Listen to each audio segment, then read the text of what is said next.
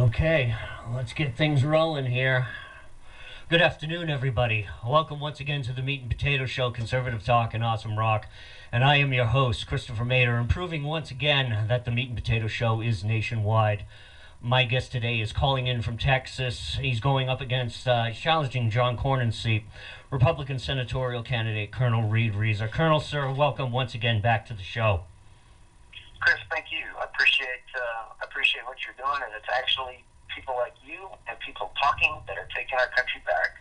It's the best thing in the world. I love to see it. Now, in fact, you even said, and you and I were talking on Facebook the other day, catching up, making sure we got everything ready for the show. And in your last message on Facebook, you indicated how excited you were about how many people are coming out on the side of liberty and freedom. And I must admit, my show's booking up super fast. March is already full, and I got a couple other people scattered in the wind out into April. It's filling up with like-minded people. And despite the best efforts of Col Reid to destroy the Tea Party, I mean, this thing isn't going away, is it? Well, you know, it's interesting because when Col Reid and Schumer and those guys say, I'm going to kill the Tea Party, they obviously really showing some ignorance because there is no Tea Party. There's no party structure. There's no party headquarters. There's no party platform. It's just people talking, getting together and going, hey, look at the Constitution. These guys are violating the 4th and 6th Amendments illegally. What are we going to do about it? That's all it is. How can you crush people? Sure, and you know, I'm affiliated with the Worcester Tea Party and the Worcester Seven Hills Tea Party here in Massachusetts, as well as a few others that I post to on Facebook. And one of the founders there was talking about one of the bad things that the Tea Party could do is to become an organized political structure, because now the opposition has something concrete to go after, whereas right now, because of the loose affiliation of all the Tea Parties, and like you just said, it's just a people's movement. It's just people getting together in meeting houses, or like we do, we go down to the Canal Bar and we order dinner and have drinks and invite guests and stuff. Because of that loose affiliation, you can't destroy a movement like that. And it also shows who they really fear. You know, when you were just talking about it, just kind of resonated in my mind a little bit. The reason they want to crush it is because they don't like we, the people, talking to each other. And they want to rely, and this is kind of what I wanted to point out in the show today, is there are 3 big areas of people trying to control it. And some of it is with these surveys and voter guides that are already predetermined, that you send in your information and they come out and they go, John Cornyn's the most conservative in Texas. And I go, right. Oh, no, he's not. And they really are fearful of losing control. And the informed, independent voter is what they going out and doing their own research, making their own decision, and heaven forbid, picking up the phone and actually calling the guy and say, hey, where do you stand on this? And then just, you know, I mean, I get my phone's ringing off, my email's ringing off, and that's what makes my heart just leap, is that people are like, I'm going to get off of what the TV tells me to do. I'm going to get off of what the party tells me to do. I'm just going to call him and ask him. It's wonderful. Sure, exactly. I finished up a 5-part expose on the Lexington Green about voter fraud. I did a huge, just an amazing amount of research on it, and an organization called the New Organizing Institute. It's basically Acorn 5.0. And what I want to ask you in the next question is what's the voter fraud situation going on in Texas? And is there any, and I remember Tom DeLay got into a lot of trouble for daring to suggest redistricting, but I'm sure that today, Democrat legislatures down there are trying to redistrict and gerrymander, and no one's batting an eyelash, I can guarantee that. So what can you tell me about that? What knowledge do you have about that? Well, I can tell you that there's a lot of people studying it, and there's a great book out there called Stealing Elections, and it's really good, and True the Vote. By John Fung. Organizations, and I know you work and interviewed, I think you've interviewed her on your show before. Yep. But what I saw yesterday stunned me. I was out of my county. I was down in San Antonio, and I'm in Travis County up in Austin, and I went to vote. And I didn't realize, I thought in early voting you can vote in any county. Well, I walk in, and there was a Hispanic man in front of me, and to the Hispanics listening, let me tell you who Hispanics are. They are hardworking, family-owned, faith-based, independent, take care of yourself, community-driven people, and it amazes me that they vote Democrat. But anyway, a man was standing in front of me, and he goes, "I just moved. I don't have my address. I don't know where. I just got here." And the lady said, "Well, here, just fill out this change of address card and go ahead and vote." Okay, so he did. And I got up and said, "Oh, here's my card." She goes, "You can't vote here. You're from Travis County." And I looked at her and I went, "Damn, you just let this guy go ahead." And he just showed his ID. He's right. I'm right in the computer base. Why can't I vote? So I would say there's fraud. And to be honest with you, I think we do it too. Not as much as the left does, but here's how we do it. Tea Party meeting up in McKinney. I had a Stockman kind of a supporter. I don't know if he's an operative, but he was a chair from another county. Come into the McKinney Tea Party meeting, and he was running around telling these folks not to vote for Blaine Stovall, myself, Chris Mapp, and Ken Cope, because we were all these four men have been with us four has been running around the last 6 months telling about Cornyn subversion and what Cornyn has done. And this guy's running around, and I'm like, that's completely outside of party policy. You can't be partisan as a chair. That's true. And it was amazing to me. He goes, "Well, you haven't called me. You haven't." And I go, "Sir, your job is to vet me and let me have access to your electorate." So there is corruption also. And to be honest with you, it's in the GOP, not in the Tea Party groups, which are made. I mean, when I go to a Tea Party meeting, I don't have to worry about constitutional literacy. I don't have to give a lesson on historical literacy, biblical literacy. They're very scientific. They know their stuff, so I can go right into talking about problems and solutions. And when I go to a GOP meeting, like in Dallas, and you stand up and you start saying that our own senator illegally voted down the Fourth Amendment of the Constitution of the United States and voted to use black protocol to spy on us, you should see it's like tea plates in their eyes. They can't believe that their own senator did it. So Tea Parties are very informed, very passionate, wonderful people, and you just don't have to mess around when you get with them. I love them. And I love belonging to the groups that I belong with here. I think, and I wrote a rather tongue-in-cheek blog just a little while ago. I won't repeat the title here, but it's on the web. And that's the thing I mentioned in that. And the reason why I wrote it the way I wrote it is, you meet a lot of people in your life. And then you realize it's like, the friends that I really have, you can count on one hand with possibly fingers left over. And the people that I meet in the Tea Party are some of the most honorable people I've ever met, some of the more honest people I've ever met. And exactly like you just said, they're average Americans just trying to balance their budgets, some of them are unemployed, trying to find a job. Some of them are just trying to hold on to their job, raise their kids, try to meander this labyrinth of socialist society that we've invented for ourselves here. And getting back to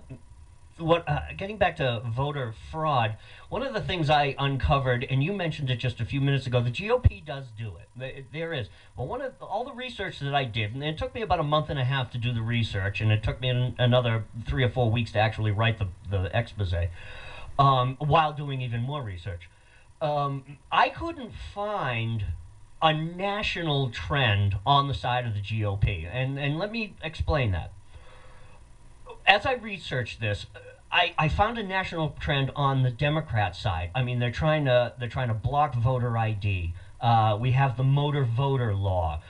Just prior to, and I don't have the notes in front of me, but just prior to Hillary running in 2008, she tried to pass a sweeping voter registration bill in the House and the Senate, and of course it was all designed to help her win. Even Hillary Clinton, in one of her books, as part of my research, when she was working on the Kennedy campaign, she was trolling around Chicago area. Even she admits in her book, she says, yeah, there were names and addresses. The names didn't exist. The addresses didn't exist. We registered these people anyway. It's a national trend. On the GOP side, okay, you might have a congressman here. You might have a mayoral election here, a city council meeting here. You might have shenanigans going on in, I don't know, Montana GOP or, Alabama GOP. But there's no national trend going on there. So comment on that. Well, I think you're right. And if you go back and look at Harry Reid's election numbers in Nevada, he lost. I mean, the statistics right off, if you look at the numbers and you crunch it and you do a T-variance, there's no way he could have won without cheating. Mm-hmm. So, absolutely. I mean, you look at the true vote, you look at that, and Harry Reid cheated, and he shouldn't even be there anymore. And I think there is widespread, but what scares me is the mentality behind the thinking that says it's a good thing for them to do. And this is the mentality. This is what we run into the left. And this is how we have to engage the left narrative, is they think that they're right. They think they're so right, they're justified in taking away your human rights, your property, your prosperity, and break the law to achieve their end state. They're so convinced that godless communism is the way to go, that they will do whatever it takes, and for the greater good. To Hillary Clinton, I think you mentioned her, so I might tag on her. She says, for the greater good. What that means is she gets to decide the end state and the means. And it's not the Constitution, and it's not constitutional process. They're going to do whatever they want to do, however they want to do it to achieve it. It is widespread. It's huge. And now the part, if you look at GOP voter trends, the voter trend here is, I would say, I don't know if the right word is laziness or acquiescence. Only 25% of Christians voted in the last election. Yeah. If we had the same amount of people that believed faithfully or believed in the Jewish and Judeo tradition or whatever religiously, if you just got out and voted like you did before, Barack Obama wouldn't be the president. So what I see on the right is, oh, here comes Caligula. This is exactly what was told to us was going to happen. Jesus even said, here's what the end times are going to look like. And they're resigning to it. And that I would say if you're looking for a GOP trend, that's the GOP trend. Here comes the end times, bring it. And I'm like, come on, guys. Freedom and liberty, we're talking right now. Yeah, really. I mean, whatever your religious beliefs are, the Constitution and the Bill of Rights are inalienable for a reason. That's what inalienable means. So give them back. And the central power, the first time in the history of the world, the central power of our government may not take power over the people. Those two things. You can't take power from the Bill of Rights. It's made us the most prosperous, powerful place on the planet in the smallest amount of time, and the left hates you for it. Mm-hmm. They really do, because they think that you've taken wealth from somebody else. Let's move on to some military and some foreign policy matters that I've been going over here, and I put down in the outline. I'm currently reading a book by Clay Blair Jr. It's titled The Atomic Submarine and Admiral Rickover. Basically, it's about the building of the Nautilus and how that all happened. And what a character this Rickover was. And if it wasn't for his stubbornness, his insistence, and this is a guy who hated, and you're a career military person, you know about that. You have to sign 6 different forms, 6 different times. It has to go through 8 different people 3-4 times before something can get requisitioned to you. And Rickover hated that. He cut through all of that.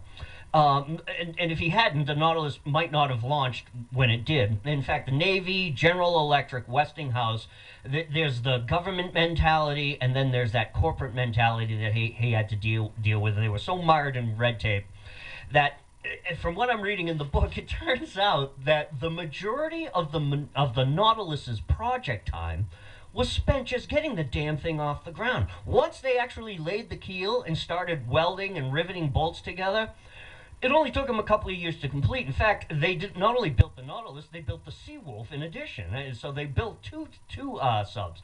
But getting through all of that red tape, it went back as far as 1947 when they first hatched the idea. Now, here comes the question. With the military budget being cut now, back again to pre-1940 levels, where are the Rickovers of today? And if they do exist, does this explain why the president is most likely firing all the generals? And while, interestingly, as I just read the other day, one of them mysteriously winds up dead. Take it from there, Colonel. Well, I think there's 3 issues that we covered. First is central control. The left loves control, and the narrative of the social control. That's what Obamacare is about. That's what Health and Human Services is about. That's what the Fourth Amendment taking is about. They want control. Control kills curiosity, creativity, innovation, and determination. If we want to fix our education system and other systems, divest central control. Give it back to the people and let them innovate. That's what he was all about. He also held the highest personal standards, and if you had any integrity problems at all, you wilted under pressure, you changed your mind on a course, he fired you in a heartbeat. If you treated your wife bad, he fired you in a heartbeat. If you did something bad, if you got a speeding ticket, he argue. I mean, he was here. If you don't have honor and integrity, you don't work for me, and that was a good thing. The other part of your question about the military, what we've done now is we've completely changed the acquisition. I mean, the budget cycle is a 5-year cycle. The military strategy has to plan 5 years ahead, and that's why you have the quadrennial defense review. And every time you do this review, you go back to your mission statements demanded by the NSA and the National Command Authorities, and you go, here are the threats we have to face in the next 15, 20, 30 years. So they have to plan 5 years ahead. That budget cycle, they're already putting in chunks for 10 years ahead of time. So it is requirements-driven funding. What we have now is societal needs and philosophy destruction. And the government's job, the government right now, the subversive destruction of our country is to leverage as many people off of free market production into government dependency. Because what it does is that takes 1.8 away from us. So, you know, I mean, if you're not working on right now, you're working, you're paying your taxes, you're producing 0.3, 30% kicks into the government. Mm-hmm. If now I leverage you into government dependency, I have to pay 1 for your family. So now you're at 1.3, plus the oversight gets you to 1.8. It is a beautifully wicked strategy to overload our country. And it falls along historical lines. Debt, currency collapse, government malfeasance, we're going to have leverage people onto government dependency. So what they're really saying is, I'm going to continue my radical EPA destruction of the economy on strip mall science that was truly co-opted by Margaret Thatcher to kill the leftists in the House of Commons. And we're going to use that and shut down 60,000 factories, putting 32 million people out of work. We'll leverage you under government dependency because now I can control you. And that what they're doing is intentional destruction of the military, partly because they fear them. I mean, Obama, if you knew what our military had to do to convince Obama to allow us to do the bin Laden raid, you would be embarrassed by our country. They had to build, I mean, I can't talk about much of it, but you know what they had to do. But the amount of work that our own military had to do to convince him, we got him, we know where he is. And the man is a charlatan, and he hates the military, and he's afraid of them, so he's dismantling it and transitioning into what is illegal, and that's our domestic military through our Homeland Security. You know, the House is the only place where you can buy and build and make an army. The fact that an executive branch is gathering military equipment is illegal. It's unbelievable. And you and I have talked about it, and I've talked about it to dozens of other guests. You're right. The millions of dollars that is just going through cities and towns, small towns. I've talked to Mark Kelly, and he's running for Senate out in Oregon. I talked to him; he completely agrees. I mean, there's small towns out in these back roads through the Cascade Mountains. You know, a town of like 4,000 people. They have a tread vehicle. They've got Humvees. It's like, why? There's like 3,000 people in this town, and we're all farmers and hunters and loggers. It's like, what do we need this for? Yeah, it's purposeful.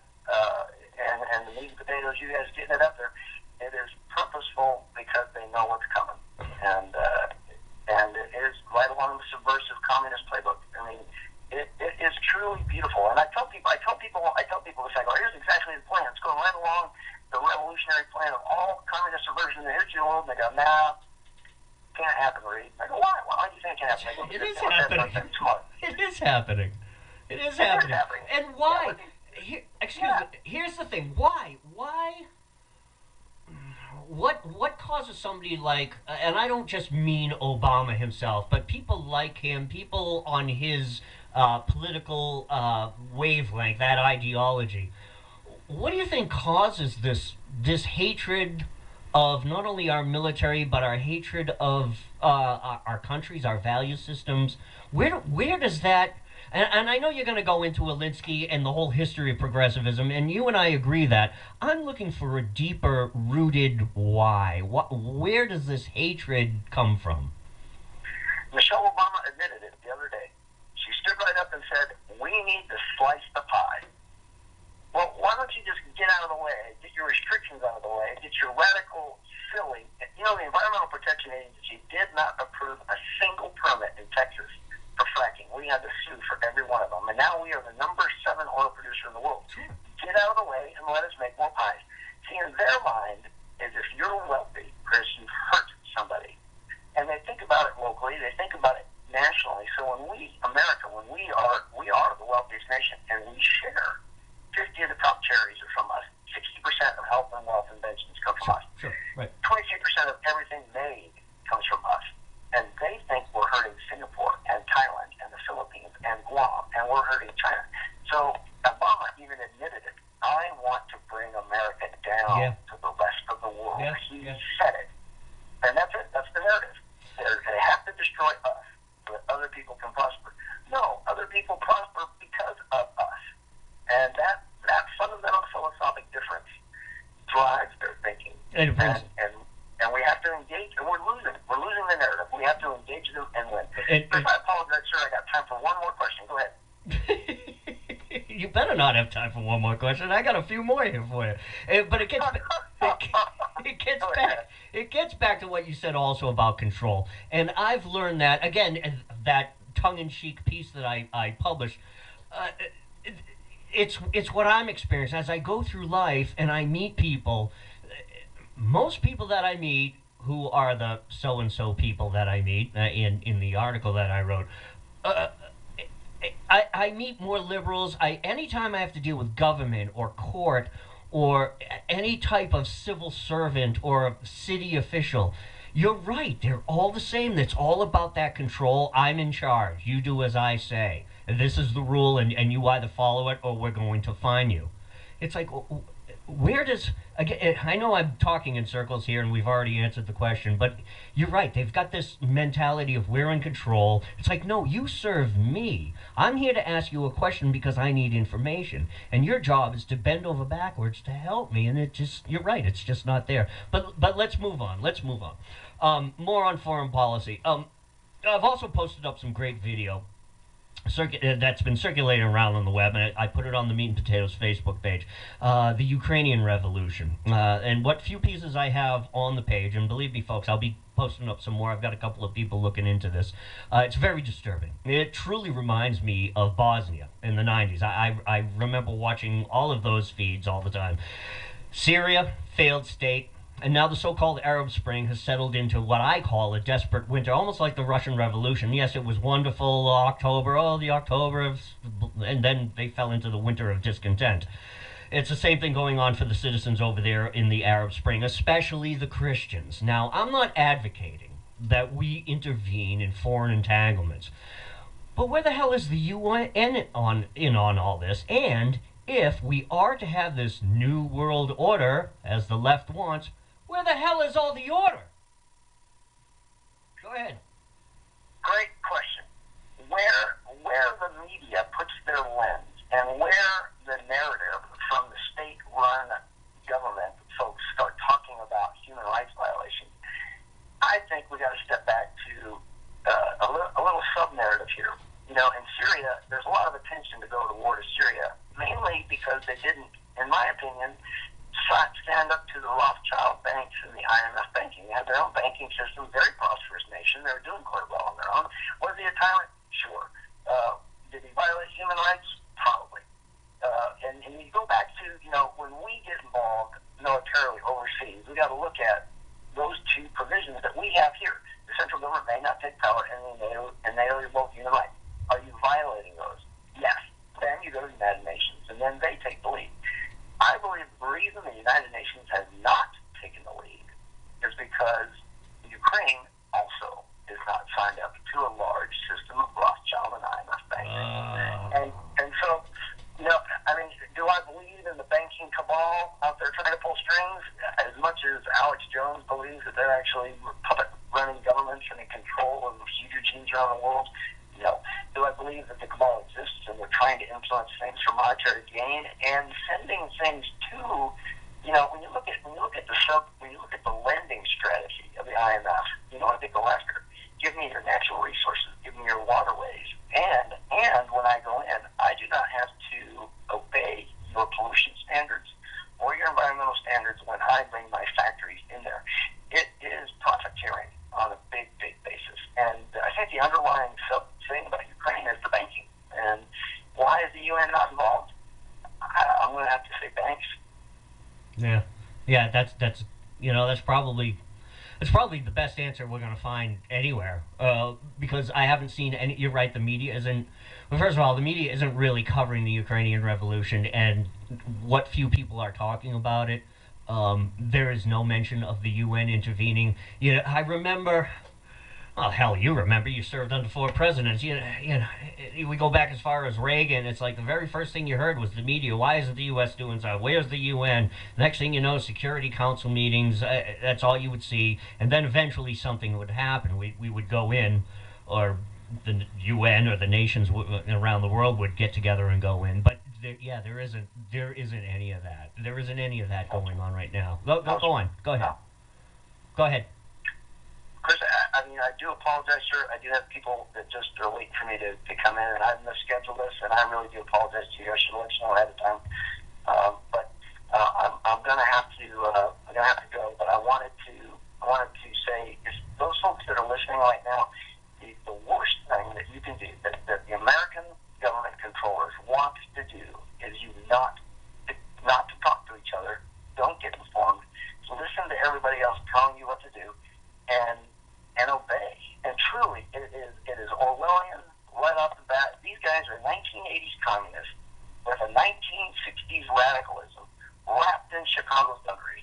And you wonder, I go up, I've been on Texas many times now, and almost every district, and every single congressperson is realizing, I say, why haven't you impeached low-hanging fruit like Leonard? She knows she's guilty. She admitted she's guilty. The IRS admitted she's guilty. She knows she's done it. The House can impeach anybody. Now, if you impeach the president, the Senate has to do the trial. But the House can yank that person's employee and go, you're done.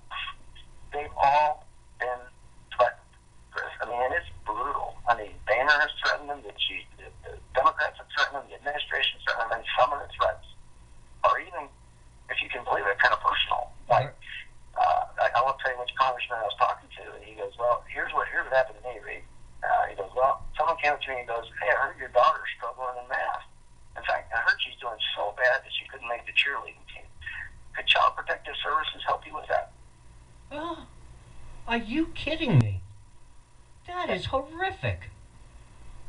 That's incredible. And where are the investigations? Where are the indictments? I know we covered this before. Where are they? Where are the indictments? Why aren't there armed officers walking into the White House, walking into Holder's, Lerner's, everyone's office with handcuffs? Because we have a lack of testicles, and I'll just leave it at that. Well, Reed, I'm sorry. Yeah, I'm sorry that you had to go. You know what we'll do though? We can cut the interview now. And what you can do is, why don't you get hold of me, send me an email or a message on Facebook, one or the other. Or we can do this, tomorrow, Monday. Give me a time, and we'll just re-roll the tape, and I'll post it up as a 2-part series. It's easy. You're a champion. Thank you, sir. Anytime, sir. Sir, ladies and gentlemen, calling from Texas, Col Reid Reasor. Colonel, thank you so much. I think he's gone though. Thank you, sir. Thank you. Bye-bye.